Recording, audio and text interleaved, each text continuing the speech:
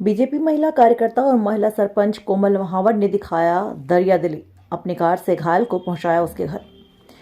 भुसावर छोकर वाड़ा कला सड़क मार्ग पर अज्ञात वाहन की टक्कर से घायल हुए बुजुर्ग को वहां होकर गुजर रही बीजेपी की महिला कार्यकर्ता और ग्राम पंचायत नावली की सरपंच ने उसके घर पहुंचाया।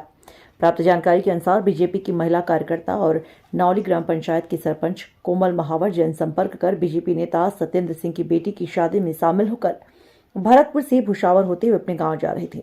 उसी समय गांव अतरामपुरा के टोल प्लाजा के पास बाइक पर सवार गांव चेटोली निवासी मोहन सिंह सैनी को कोई अज्ञात वाहन चालक टक्कर मारकर मौके से भाग गया।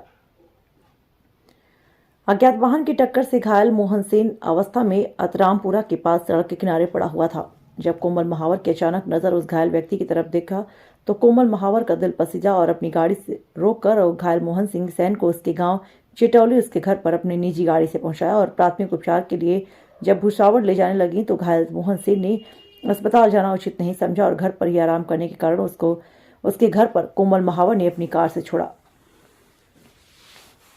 स्थित ग्राम पंचायत नावली की महिला सरपंच और बीजेपी की कार्यकर्ता कोमल महावर ने घायल को उसके घर पहुंचाया, जिस पर घायल के परिजनों और अन्य गांव वालों ने ग्राम पंचायत नावली की सरपंच और बीजेपी की महिला कार्यकर्ता कोमल महावर को शुभ आशीष दिया।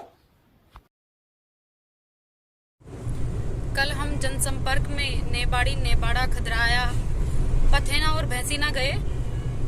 सत्तो पथेना जी की लड़की की शादी में कन्यादान करके वापस लौट रहे थे तो अतरामपुरा टोल टैक्स के पास में एक अज्ञात वाहन ने मोटरसाइकिल चालक के एक्सीडेंट करके उनको बेहोशी की हालत में वहीं पे छोड़कर भाग गया।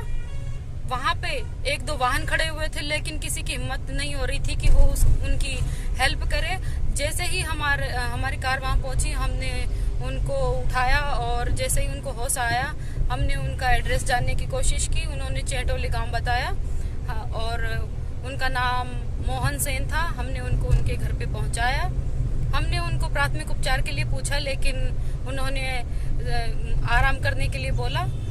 तो मैं ईश्वर से यही प्रार्थना करती हूँ कि जल्दी से जल्दी स्वस्थ हो जाए और सभी लोगों से यह आग्रह करती हूँ कि वो अपने अंदर मानवीय संवेदनाएं बनाए रखें और दुर्घटनाग्रस्त व्यक्ति की आवश्यक हेल्प करें।